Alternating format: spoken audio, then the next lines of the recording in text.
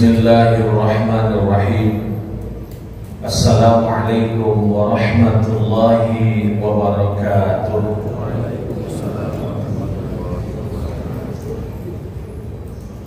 Alhamdulillahilladzi an'amana alaina bi ni'matil iman wal islam. Asyhadu an la ilaha illallah wahdahu la syarika lah. Wa asyhadu anna sayyidana wa nabiyyana Muhammadan abduhu wa rasuluh alladzi la nabiyya ba'dah. Allahumma shalli ala sayyidina Muhammad wa ala alihi wa sahbihi ajma'in. Amma ba'd, subhanaka la ilma lana illa ma 'allamtana innaka antal alimul hakim. Bersyukur kehadiran Allah Subhanahu wa ta'ala dengan mengucapkan alhamdulillahirabbil alamin. Izin Allah, nikmat Allah, kita dapat bertemu di pagi hari ini. Semoga pertemuan kita pagi hari ini pertemuan yang diridhai Allah.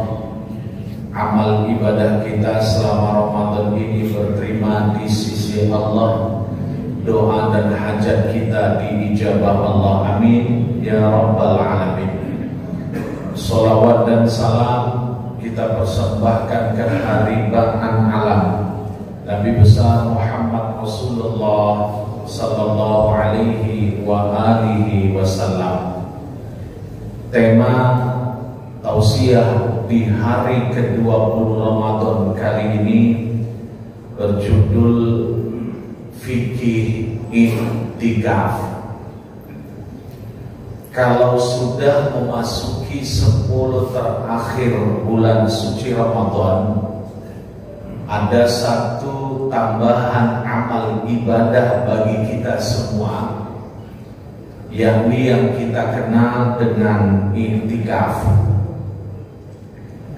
Dalam beberapa riwayat ataupun hadis, Rasul sallallahu alaihi wa alihi wasallam mengajarkan ataupun menganjurkan kepada kita untuk melakukan i'tikaf di 10 terakhir Ramadan. Satu dasar hukumnya, dalilnya adalah hadis riwayat Ibnu Hibban. Rasul sallallahu alaihi wa alihi wasallam bersabda, "Man i'takafa falya'takif fil ashril awakhir." Siapa yang mau beriktikaf, maka hendaklah iktikaf di 10 terakhir Ramadan. Satu hadis lagi riwayat Bukhari Muslim, nanti bisa dibaca dalam kitab yang kecil namanya Kitab Bulughul Maram, karangan Ibnu Hajar Al-Asqalani.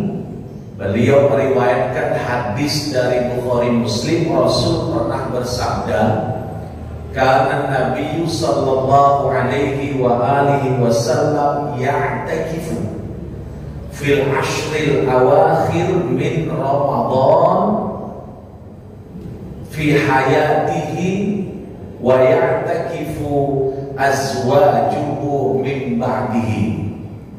Artinya, Rasul sallallahu alaihi wasallam beriktikaf di 10 terakhir bulan Ramadan selama beliau hidup. Wa ya'takifu azwajuhu min ba'dihi, dan para istrinya, istri Nabi itu melakukan i'tikaf tersebut setelah Rasul wafat. Dua hadis ini menjadi dasar ataupun menjadi petunjuk bagi kita umat Islam dianjurkannya beriktikaf 10 terakhir di bulan Ramadan. Anjuran iktikaf ini baik bagi lelaki ataupun perempuan. Karena di hadis tadi sudah dijelaskan setelah Nabi wafat, istri-istri beliau juga melakukan tradisi iktikaf itu. Maka berdasarkan hadis ini, laki dan perempuan disunahkan untuk iktikaf 10 terakhir di bulan Ramadan. Apa hukum iktikaf? Berdasarkan hadis ini, mayoritas mazhab seperti mazhab Syafi'i, nanti dibaca dalam kitab-kitab mazhab Syafi'i seperti kitab I'anatul Talibin, Kifayatul Akhyar, Al-Bajuri, Nihayatul Muhtad, dan segala macam kitab-kitab yang bernuansa mazhab Syafi'i. Hukum iktikaf itu adalah sunnah. Kenapa di 10 terakhir Ramadan? Karena memang hadisnya seperti itu. Di 10 terakhir Ramadan, Nabi sangat-sangat menganjurkan kita iktikaf. Sebenarnya di samping kita dianjurkan untuk iktikaf di 10 terakhir Ramadan, ada satu yang kita tunggu-tunggu, yang kita nanti-nantikan, yakni yang kita sebut dengan Lailatul Qadar. Lailatul Qadar diberikan Allah dalam beberapa riwayat itu, diberikan Allah di 10 terakhir Ramadan, dan mayoritas itu di hari-hari ganjil. Kita ingin buktikan kenapa ada ulama yang mengatakan bahwa Lailatul Qadar itu di hari-hari ganjil. Ya, ini sekedar analisis saja. Masalah itu kapan terjadinya, wallahu a'lam. Itulah bijaksananya Nabi, Bapak Ibu, tidak ditentukan pasti kapan tanggalnya. Kalau dipastikan kapan tanggalnya, Masjid Qori atau Ibrahim pasti ramai.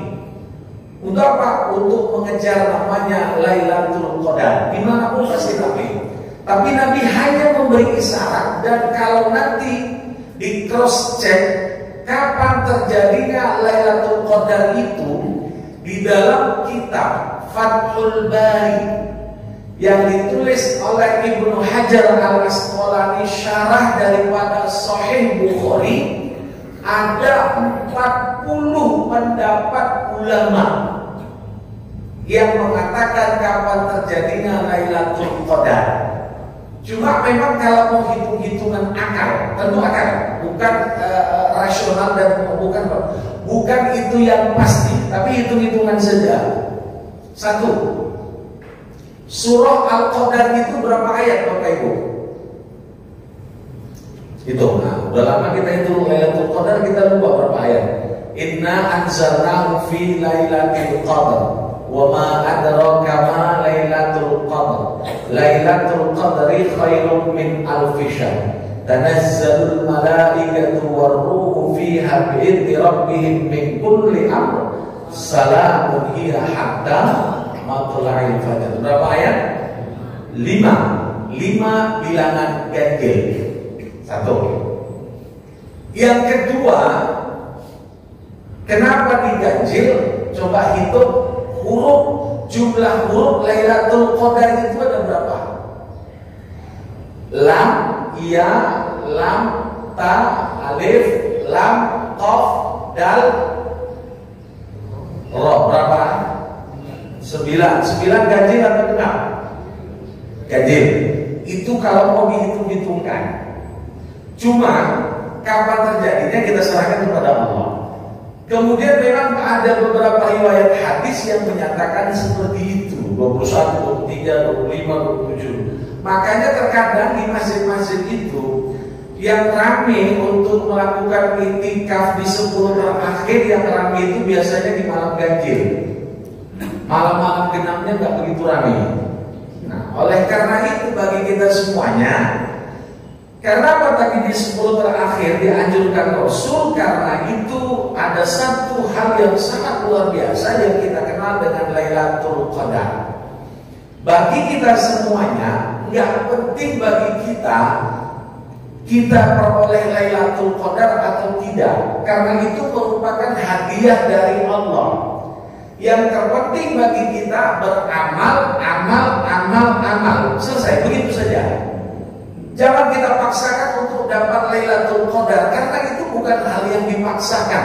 Orang yang mendapatkan Lailatul Qadar bukan solehnya insan hanya di bulan Ramadan, bukan.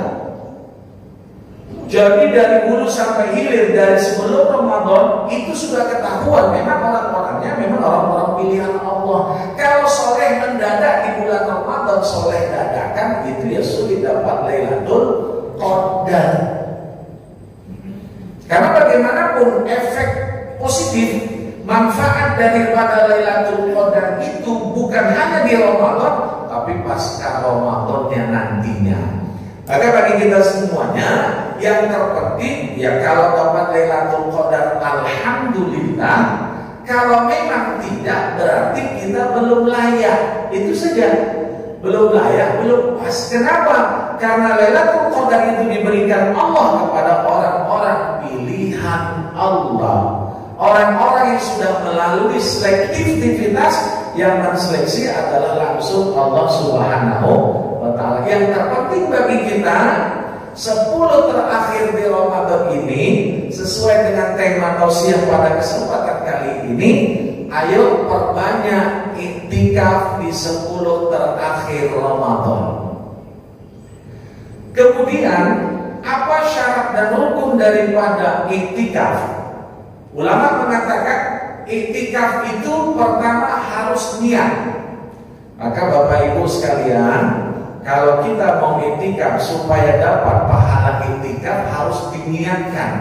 Niatnya itu ya sengaja kita iktikaf ya, atau iktikaf karena Allah, itu saja. Kemudian iktikaf itu mesti di masjid. Jadi kalau iktikaf di warung itu bukan iktikaf namanya, tapi ngopi ya. Atau iktikaf di rumah itu nggak sah, itu tidak pas. Kenapa? Karena memang nggak boleh tempatnya di rumah, tapi harus di masjid. Kemudian nanti kriterianya orang yang iktikaf itu apa yang harus dilakukan dalam iktikaf. Nah ini penting. Terkadang kita niatnya luar biasa datang iktikaf, tapi terkadang di masjid nggak tahu kita apa yang mau kita kerjakan. Kalau kita telusuri pendapat para ulama, memang tidak ada amalan secara khusus ketika iktikaf apa yang mau dikerjakan. Harus melakukan ini, bla bla, A, B, C, D, itu tidak. Yang terpenting ketika kita iktikaf, niatnya adalah karena Allah, berdiam sebentar ataupun berdiam menetap di masjid, niatnya karena Allah. Kemudian banyaklah amal yang kita kerjakan. Amal apa yang kita kerjakan? Bisa yang namanya qiyamul lail atau disebut dengan sholat tahajud. Jadi tahajud itu termasuk amalan qiyamul lail. Makanya qiyamul lail itu bukan mesti tahajud saja.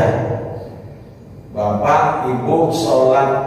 Kenapa? Yang kategori al-lail itu kan malam. Kapan mulai malam? Dimulai dari terbenam matahari sampai terbit fajar subuh, itu namanya malam.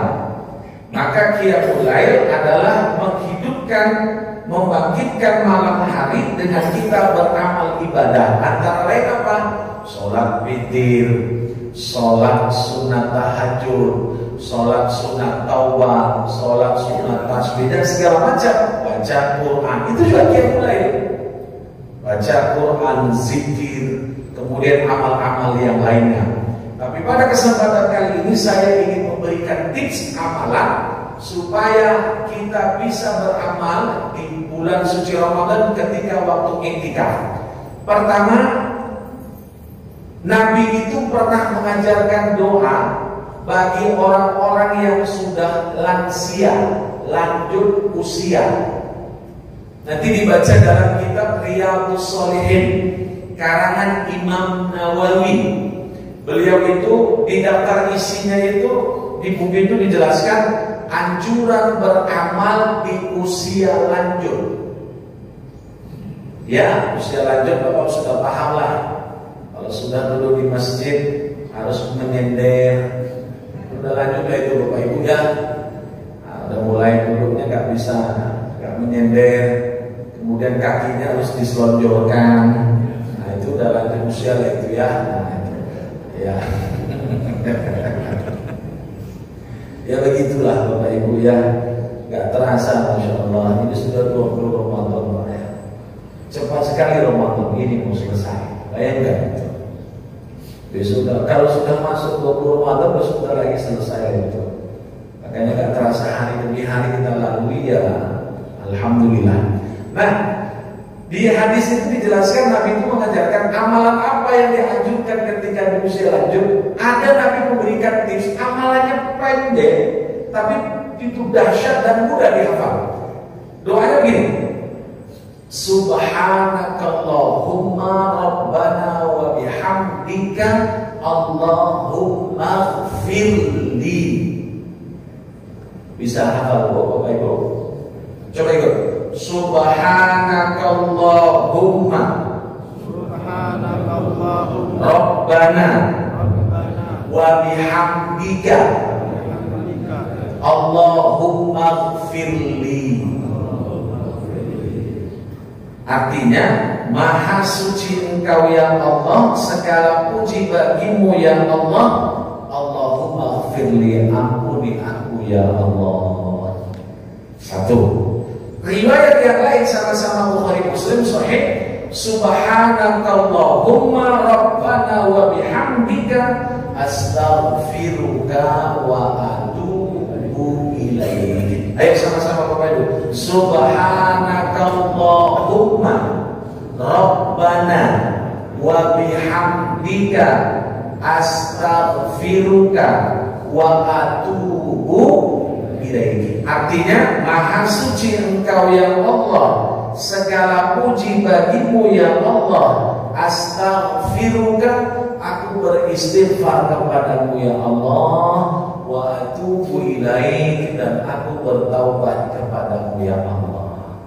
Ini doa dalam rangka yang bisa kita baca di waktu iktikaf, dan doa ini dianjurkan ketika kita sudah lanjut usia. Artinya apa? Bahwa semua dosa-dosa kita yang telah lewat semoga diampuni oleh Allah. Karena kita sangat paham masa muda kita, masa yang lalu, apa yang sudah kita kerjakan. Ketika kita masih aktif di kantor, ketika kita masih bekerja dan segala macam, kita tahu apa yang sudah kita kerjakan. Antara halal sama haram sama saja. Ya, antara mar'ab dan selain mar'ab sama saja. Itu kan kita sangat paham. Tentu kita banyak salah kepada Allah, itu sudah pasti. Maka saya berkutip satu ungkapan Ibnu Athaillah As-Sakandari dalam satu kitab yang bernama Syarah Hikam. Ini sangat luar biasa. Tolong dipahami. Maksiatun al-rothan dhullan waftiqaran khairun min ta'atin awrasat dhulman wastikbaran. Artinya begini, perbuatan maksiat yang mewariskan, yang mendatangkan kita itu merendahkan diri kepada Allah, memohon segala dosa kita diampuni oleh Allah, itu lebih baik ketimbang ketaatan mendatangkan kesombongan. Paham maksudnya Bapak Ibu? Orang yang sudah berbuat maksiat, dia ingat dan kembali kepada Allah sehingga dia mengharapkan ridha Allah, waftiqar, dan dia merasa bersalah kepada Allah, menghinakan diri kepada Allah, memohon ampun kepada Allah karena sudah melakukan kesalahan. Itu lebih baik ketimbang ketaatan tapi mendatangkan kesombongan dan keangkuhan. Seharusnya orang yang taat itu mendatangkan bukan kesombongan tapi kebaikan dan kerendahan dirian kita kepada Allah. Jadi artinya apa? Masa lalu sudah kita lewati. Dengan masa lalu kita itu, saya yakin dan percaya kita banyak maksiat kepada Allah, maka kita berserah diri kepada Allah di malam i'tikaf itu dengan kita memuja dan memuji Allah sembari berdoa, Allahumma ighfirli ya Allah, ampunilah semua kesalahanku. Aku mohon ampun dan aku bertaubat kepada-Mu ya Allah. Maka Bapak Ibu bersyukur di usia lanjut seperti ini masih diingatkan Allah dengan cara kita kembali ke masjid. Itu sudah luar biasa. Kita bersyukur kepada Allah. Karena manusia yang baik adalah terus berbuat kebaikan di masa-masa yang akan datang. Maka bagi kita semuanya optimis, kita bersyukur kepada Allah. Dengan masih usia seperti ini, kita masih diberikan kesempatan untuk rajin ke masjid, untuk bisa menjalankan ibadah secara maksimal, bersosialisasi ke masyarakat. Itu sudah sangat anugerah yang diberikan Allah kepada kita semuanya.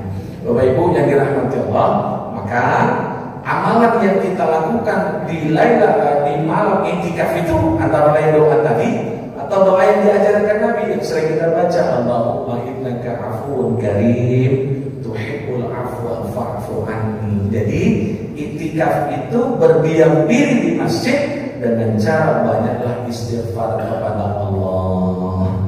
Jangan duduk di masjid tapi tetap menceritakan orang lain, menggosipin orang lain. Itu tidak bermanfaat. Itu tidak bermanfaat. I'tikafnya kalau sudah duduk di masjid, ya sudah, urusan dunia tinggalkan sejenak.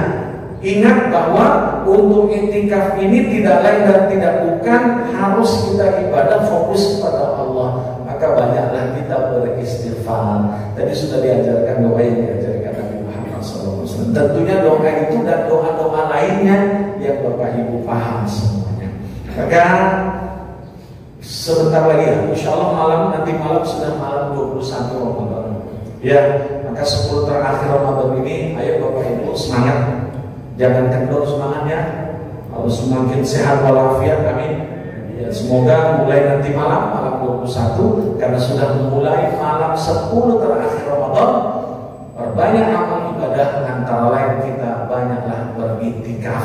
Semoga dengan iktikaf itu tadi, semoga dosa-dosa kita diampuni oleh Allah Subhanahu wa Ta'ala. Ini saja yang dapat saya sampaikan. Semoga bisa memberikan manfaat dan kebaikan bagi kita semuanya. Amin ya rabbal alamin. Kalau ada yang mau bertanya silakan. Ya silakan. Waalaikumsalam warahmatullahi wabarakatuh.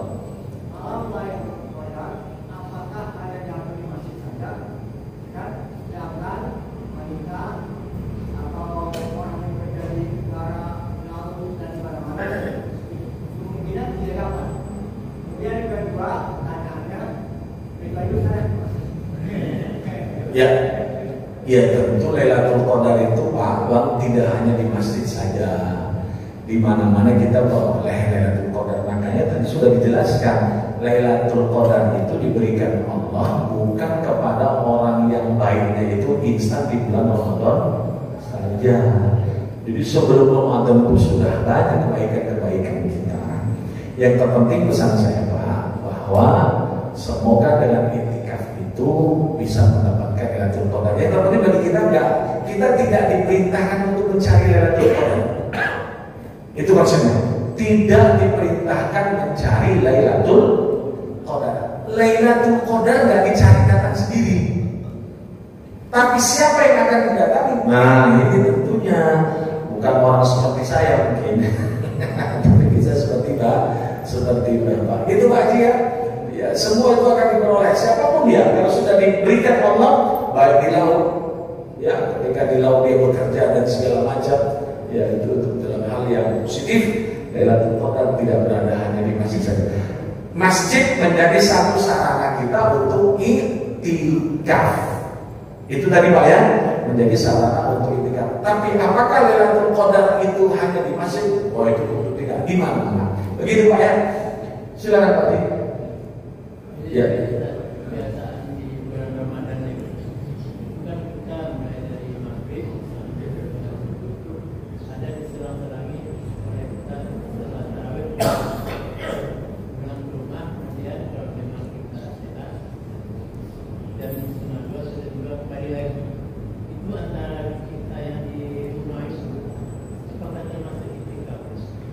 Tidak. Kalau sudah keluar dari masjid itu batal iktikafnya. Maka nanti masuk masjid niat lagi. Jadi nggak masalah itu. Jadi contoh tentu sudah nanti dari rumah pulang dulu ke rumah, setelah itu nanti jam 2 atau jam 3 bisa lagi. Kalau di rumah itu sudah namanya bukan iktikaf lagi. Pulang kembali lagi ke masjid, sudah niatkan lagi kembali untuk iktikaf. Jadi ada hal-hal yang membatalkan iktikaf tadi. Nah, yang penting kalau sudah di rumah itu sudah batal, masuk lagi ke masjid tinggal niat iktikaf, selesai. Begitu Pak Haji ya? Silakan Pak Haji. Niat iktikaf yang kedua, apakah harus tumakninah dalam salatnya? Masalah tumakninah dalam sholat itu rukun. Tumakninah itu artinya berhenti sebentar di setiap rukun-rukun sholat. Itu wajib, rukun. Maka kalau nggak ada tumakninah di dalam sholat, maka sholatnya nggak sah. Allahu Akbar, Allahu Akbar. Ukuran standar tumakninah itu berhenti sebentar. Ya sebentarnya bagaimana ya itu kita menurut hitung-hitungan kita saja gitu. Makanya supaya kita tumakninah ketika ruku ada bacaannya. Itu kan tumakninahnya di situ. Ya subhanallah, subhanallah, subhanallah segala macam. Terus setelah itu sami'allahu liman hamidah, rabbana walakal hamd. Nah, itu supaya bisa kita tumakninah. Begitu Pak ya. Yang kedua masalah niat tadi, niat itu hanya sekedar kita mengatakan di dalam diri sengaja aku iktikaf, selesai. Begitu aja niatnya. Ya, niat iktikaf karena Allah Subhanahu wa taala. Ada lagi Pak? Cukup? Ya, silakan Pak. Assalamualaikum. Waalaikumsalam warahmatullahi wabarakatuh. 10 hari terakhir itu hitungnya dari awal atau dari akhir? Misalkan kita sekarang 29 perkiraan. Berarti itu dari 29 sampai 20 atau tetap aja kita hitungnya dari awal 10 terus 21 sampai akhir. Ya, hitungannya dari awal. 20 terakhir, 21, nanti ujungnya 29 atau 30 itu nggak masalah. Yang penting 10 terakhir Ramadan. Jadi mulainya masuk nanti malam. Kan ini kan hari ini 20, ntar malam mulai 21. 1, 22, 23, 24 sampai 30. Kalau nggak sampai 30 berarti 29. Begitu Pak ya. Saya pikir cukup. Insyaallah bermanfaat bagi kita semuanya. Amin. Ya Rabbal Alamin. Kita tutup dengan kafaratul majlis. Subhanallah wa bihamdik asyhadu an la ilaha illa anta astaghfiruka wa atubu ilaik. Nasrul Allah wa fatul qarib wa basyiril mu'minin billahi fi sabilil haq. Assalamualaikum warahmatullahi